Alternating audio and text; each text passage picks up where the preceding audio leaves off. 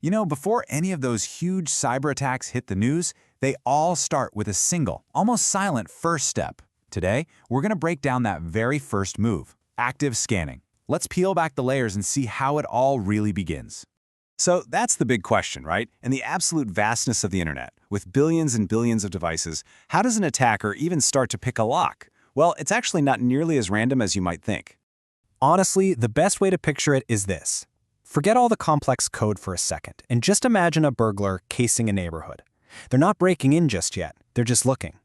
They're methodically walking the block, rattling every doorknob, checking every window, just searching for an easy way in. And that is exactly what active scanning is in the digital world. It's the official name for all that doorknob rattling. It's an attacker sending out these little feelers, bits of network traffic, just to see what they can find out about a target. Now remember, this is not the attack itself, it's the absolutely critical reconnaissance that has to happen first. Okay, so how do they actually do this? Let's go ahead and open up the attacker's toolkit and see the main methods they use to map out a target. So if you look at the playbooks the experts use, I'm talking about things like the MITRE ATT&CK framework, which is basically a giant encyclopedia of hacker moves, it all really boils down to 3 core techniques. These are the fundamentals of digital reconnaissance, so let's just walk through them one by one. First up, you've got scanning IP blocks. This is the broadest approach, kind of like a wide-angle lens. An attacker will just systematically send out feelers to a whole range of network addresses. Think of it like an entire zip code, just to see what's even there. It's all about making a basic map of the neighborhood. Next, they zoom in a little bit with vulnerability scanning. So once they have that map, they start looking for the weak spots. They check the services running on every device for known bugs, old software, or just common setup mistakes. This is pretty much the digital version of walking right up to the house and checking for unlocked windows.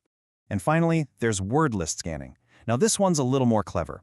The attacker uses big lists of common names to try and guess the locations of hidden web pages or secret folders, things like admin or backup. It's the digital version of looking under the doormat to see if someone left a spare key. And look, the reason all of this matters, the reason we're even talking about it, is because this isn't some harmless window shopping. All these little puzzle pieces they gather, well, they create a perfect roadmap for the next and way more dangerous stage of the attack, getting inside the network. And believe me, this isn't just theory. Let's take a look at a real-world case where this exact type of reconnaissance was used to set up a really high-stakes attack on critical infrastructure. I mean, just look at the infamous Triton attack. A very sophisticated group, known as Temp Velas, used this kind of methodical network reconnaissance to find their way into industrial safety systems. And we're talking about the systems designed to prevent, catastrophic failures at places like power plants. It's a really chilling example of how this first scanning step is the launchpad for even the most serious attacks. Okay, so if this is the very first step, you've got to be asking, why don't we just block it? Well, that brings us right to the biggest challenge for defenders. It's, for all intents and purposes, an invisible threat. This quote from that same MITRE framework, it nails the problem perfectly. You can't just put up a firewall to stop someone from looking at your house from the street, right? Active scanning happens from the outside, and it uses the normal, everyday traffic of the internet. It's designed to blend in.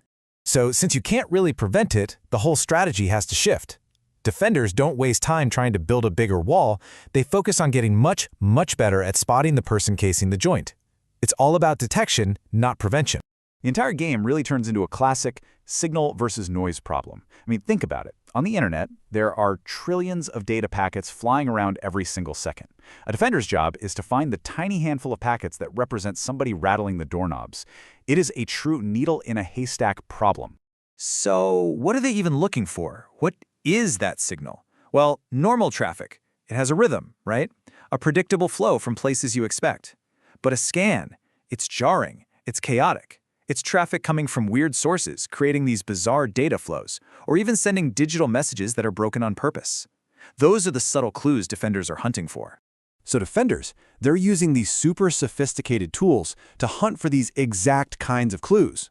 They're looking for weird traffic patterns, data packets that are structured wrong, network traffic that just isn't following the rules of the road. They're even looking for a program inside their network that suddenly tries to phone home to the internet when it never has before. Every single one of those is a potential red flag. So, let's bring it all home. Here's the most important thing to remember. Active scanning is not just random internet noise. It is the deliberate, necessary intelligence gathering that lets an attacker go from being some random person on the internet to a focused threat with a specific plan. It is, quite literally, the blueprint for the breach. And that really leaves us with this one big nagging question, doesn't it? The entire internet is built on the idea of open connection. That's its magic. But that very openness is the vulnerability that attackers use against us. It's the ultimate paradox of our connected world. In a system that's designed to trust, how do you spot the one connection that's just waiting to break it?